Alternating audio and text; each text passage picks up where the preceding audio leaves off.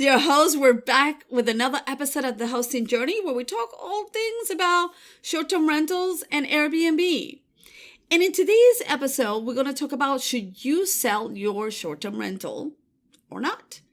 Yes, the real estate market is super hot, hotter than how we get when we get a bad review. Yes, I know how it is. Those bad reviews just makes us go cray-cray. But the real estate market is hotter than that.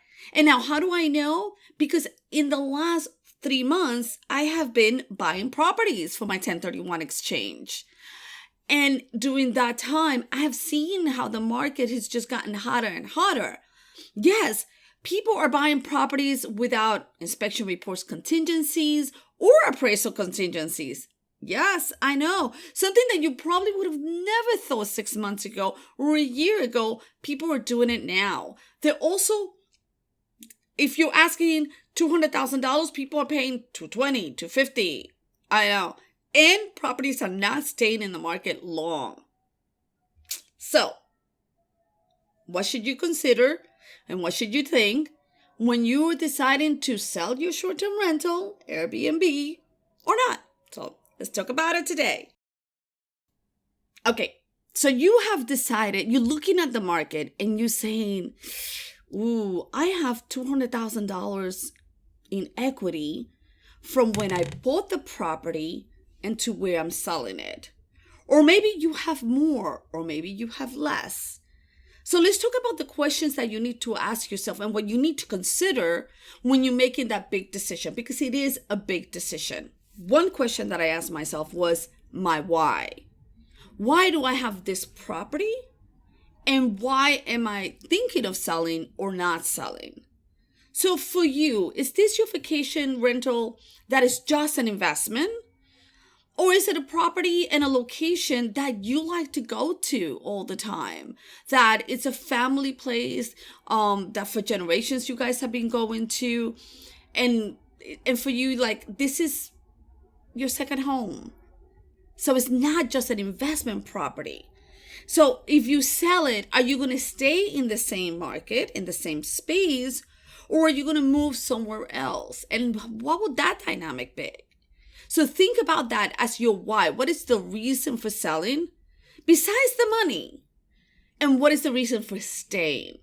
Let's also talk about, are you making money with this short-term rental, or can you make more than what you're currently making?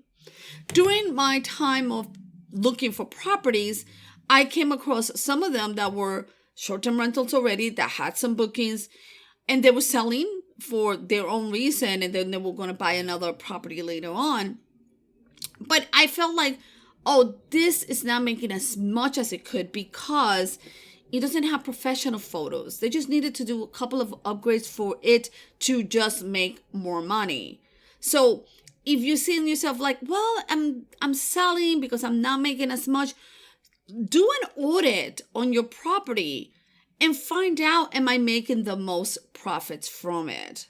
Am I really just doing as well as I could be doing with this property? Because selling and buying is costly, and we're going to talk about that. So that's one of the things that you have to think about. Is this property making as much money as it could? Please talk to your accountant, CPA, or tax lawyer so that you know what are the tax implications of you selling the property and not doing anything and not doing a 1031 exchange and buying another property.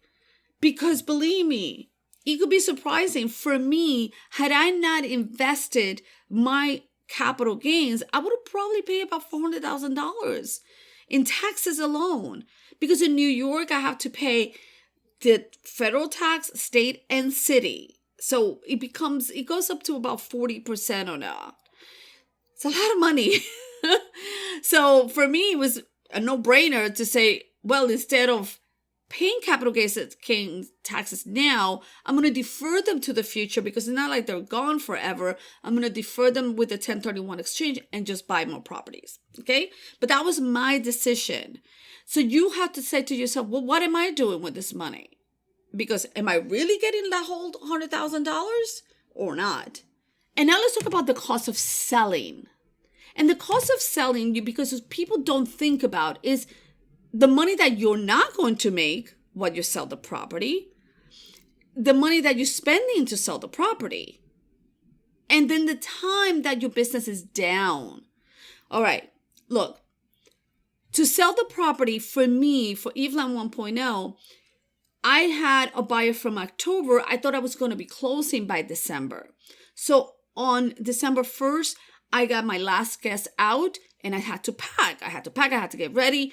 We didn't close all the way into February. So there was 2 months where I didn't make money from my property. Look, you might say, oh, I'm going to continue taking guests all the way to the end. And some people even take guests all the way after, and then they have to negotiate what they're going to do with those guests. They have to inform the guests that the property was sold. You don't know if the new buyer is going to do a short-term rental or not. So you have to think about how are you going to manage your guests and your business during the transition of selling. You also might inconvenience them with open houses, with getting your new buyers in to get appraisals or inspections and things like that. So think about that. What is the cost of selling? What's the cost? Are you using a realtor? How much are you paying that realtor? Because you can negotiate those rates, but normally it's 3 to 6%. And that could add up. And also, what is the cost? What do I have to pay the city to sell? For me to sell Evelyn 1.0, it cost me about $130,000. And you're going to say, that's a lot of money. And yes, it is. And if you don't reinvest that property, that profit, you're going to have to pay capital gains on it. In New York, it's almost 40% between federal, city, and state. So it's a lot. It could be a lot of money or not. But then if you do in a 1031 exchange, there's rules and regulations. So that is something that you have to decide. And you have to decide when you're selling, because you need to get all the ducks in a row to make sure that your 1031 exchange is up to code and you're abiding by the law. Okay? And then you also have to decide, well, what am I doing with the furniture? Am I selling the property with the furniture? Am I going to buy another property? Do I have to furnish that property? Or what is the cost of moving that furniture to the new property? Is it worth it?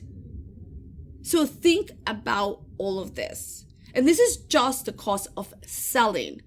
We could talk about the cost of buying a property, because then there's costs like the appraisal fees, because you will always want an appraisal. The cost of the inspection. Because believe me, I have paid for inspections and not bought the properties. And now let's say, for example, if you're buying a property that have a septic, you want to inspect the septic.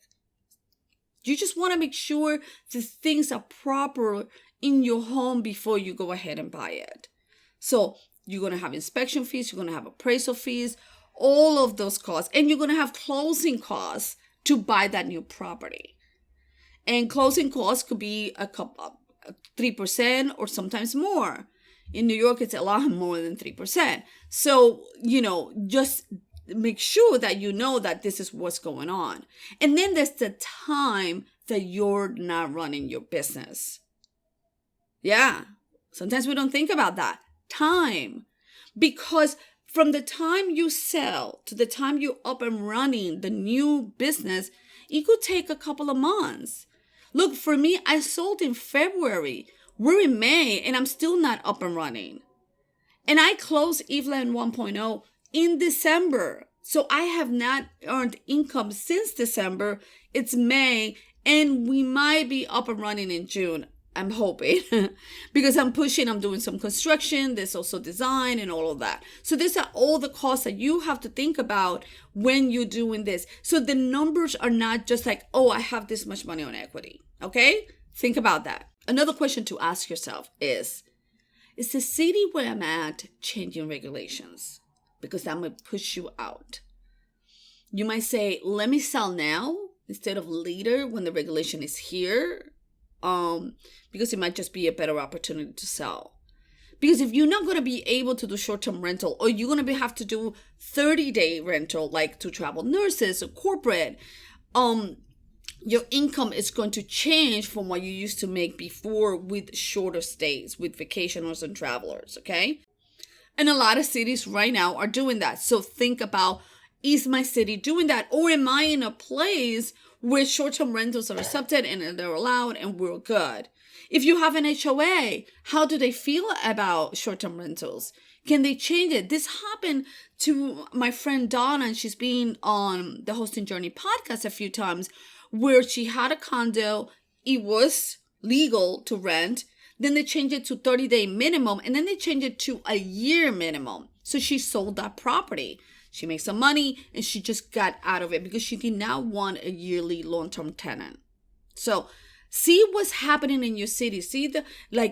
Be informed and know and be aware. And another question is this: do you want to do this anymore?